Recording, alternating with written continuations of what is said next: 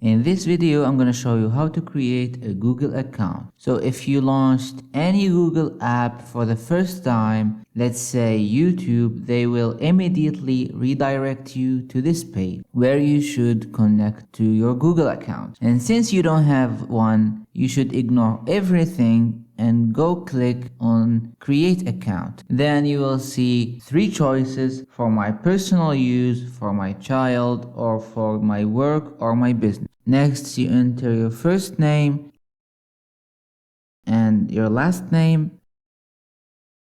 After that, you enter your birthday and gender, then click next. In this step, you will choose your Gmail address. So with this address, you will be able to send emails, and basically you're gonna use it in everything. So you should choose carefully, and they will suggest you some usernames. If you don't like them, you can create your own Gmail address by clicking on the third choice, and you can try different Gmails you want until one of them is available. Also, you can use letters, numbers, and periods.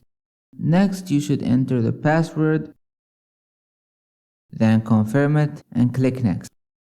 And finally, to secure your Google account, you should add a recovery email. So if you have a different email, you can add it. If not, you can skip it and add it later.